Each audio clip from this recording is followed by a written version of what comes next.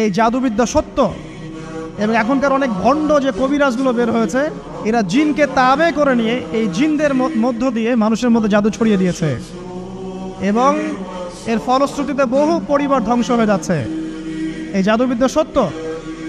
আরও একটা জিনিস সত্য, নবী সাল্লাল্লাহু আলাইহি ওয়াসাল্লাম বলেছেন ইন্না আইনাল হক, চোখের নজর সত্য। নবী করিম সাল্লাল্লাহু আলাইহি ওয়াসাল্লাম বলেছেন চোখের বদনজর সত্য। এই যে আমরা বলি ফেসবুকে এত বেশি ছবি দিয়েন না ভাই, ছবি তুলেন না, ছবি তুলেন না, বারবার যে বলে নিষেধ করি, কারণ কি জানেন? একটাই কারণ, বিকজ চোখ লাগাটা সত্য।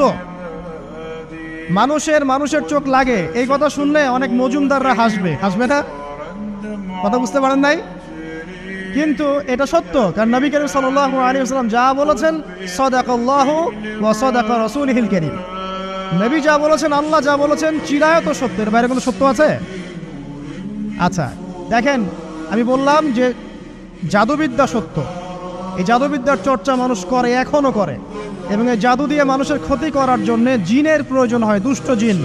এই জিনগুলোকে মানুষ তাবে করে মানুষের ক্ষতি করার চেষ্টা করে। দেখবেন এখন গ্রামে গঞ্জে শহরে সব জায়গায় ছড়িয়ে পড়েছে না? দেখবেন, খুব সতর্ক থাকবেন। আমি পরে সলিউশন বলছি আপনাদেরকে। আরেকটা বলেছি, নবী সাল্লাল্লাহু আলাইহি ওয়াসাল্লাম বলেছেন চোখের বদনজর এমন সত্য যে একটা উটকে এই রান্নার ডেকচির মধ্যে ঢুকাই ফেলতে পারে। একটা উট খুব সুন্দর, ভালো, আপনি দেখছেন মাশাআল্লাহ বলেন নাই, নজর লেগেছে, উটটা মারা গেছে, দেন তারপর তাকে জবাই করে খেয়ে ফেলতে হয়েছে। একজন সাহাবী গোসল করছিলেন, গোসল, এটা হাদিস সহিহ, এই আলেম ওলামা যারা আছেন তারা জানেন যে এই হাদিস সহিহ। একজন সাহাবী গোসল করছেন, তার গায়ের চামড়াটা খুব সুন্দর ছিল, একদম স্কিনটা অনেক সুন্দর, থাকে না এমন কিছু মানুষ? আচ্ছা, এখন আরেকজন সাহাবী এই গোসল দেখছেন দূর থেকে, দেখে বলছেন যে কি চমৎকার তার শরীরের রংটা, যেন কুমারী নারীর মতো, অনেকটা এমন একটা কথা তিনি বলেছিলেন। সাথে সাথে এই সাহাবী অজ্ঞান হয়ে পড়ে গেছে। কোন সাহাবী? যিনি গোসল করছিলেন। এটার আপনি কোনো ব্যাখ্যা দিতে পারবেন না তো, এখানে কোনো সায়েন্স দিয়ে বা মেডিকেল সায়েন্স দিয়ে আপনি কোনো ব্যাখ্যা করতে পারবেন না। একটা ব্যাখ্যা দিতে পারেন, কিন্তু কেন সেটা হলো সেটা আপনি অ্যান্সার খুঁজে পাবেন না।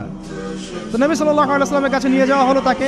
তিনি বললেন যে এই ব্যক্তির ব্যাপারে কি কেউ ভালো মন্দ কিছু বলেছিল? তখন একজন সাহাবী বলেন হ্যাঁ, অমুকে বলেছে এর স্কিনটা অনেক সুন্দর, ওকে ডেকে নিয়ে আসো। ওকে ডেকে আনা হলো। ডেকে আনার পর নবীজি তাকে অনেক শাসালেন, তোমরা তোমাদের ভাইদেরকে কি মেরে ফেলতে চাও? তখন এই সাহাবী তো অবাক, আমি আবার কখন মারতে চাইলাম ইয়া রাসূলুল্লাহ? আমি তো মারতে চাই নাই, আমি তো খালি বলেছি যে তার গায়ের রংটা অনেক সুন্দর। তখন তিনি বললেন কেন তুমি সুবহানাল্লাহ বললে না, কেন তুমি মাশাআল্লাহ বললে না? যখন মাশাআল্লাহ বলবেন, সুবহানাল্লাহ বলবেন, নজরটা লাগবে না। আর যখন আপনি মাশাআল্লাহ বলবেন না, সুবহানাল্লাহ বলবেন না, দেখবেন নজর লেগে গেছে। আপনি বিশ্বাস করেন ব্যবসা খুব ভালো চলছে, মানুষ বলল যে বাহ তোর তো ব্যবসা হেভি, লালে লাল শাহজালাল, ঠিক আছে, দেখবেন আপনার কেনা বেচা বন্ধ হয়ে গেছে। এরকম হবে, আমার কথাটা বিশ্বাস করেন। এটা কিন্তু সায়েন্স প্রমাণ করতে পারবে না, আল্লাহ এবং তার রাসূল বলেছেন, তার উপরে কোনো সত্য নেই। আছে সূরা কাহফ 29 নম্বর আয়াত পড়ে দেখেন, আল্লাহ পাক বলছেন ওয়াকুলিল হাক্কু মির রাব্বিকুম, সত্য সেটাই যা তোমার রবের পক্ষ থেকে আসে। ফামান শাআ ফালইউমিন, যার ইচ্ছা হয় বিশ্বাস করুক, ওয়ামান শাআ ফালইয়াকফুর, যার ইচ্ছা হয় সে অস্বীকার করুক।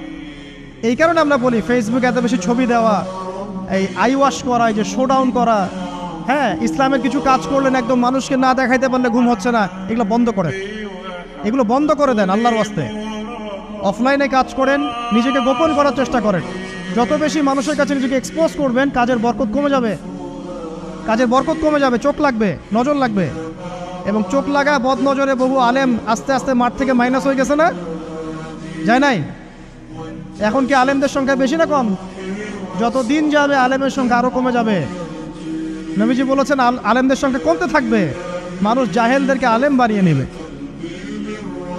তো প্রিয় ভাইরা, জাদুবিদ্যা সত্য, চোখের বদনজর সত্য, রাতের এই অনিষ্টগুলো সত্য, রাতের বেলা অনেক ক্ষতি আছে। এই জন্য নবীজি বলছেন বাচ্চাদেরকে বাইরে বের করো না, এবং তোমরাও রাত যখন গভীর হবে তখন এদিক ওদিক ঘোরাফেরা করো না। দেখবেন রাত যত গভীর হয় আমাদের শহরগুলো তত জীবিত।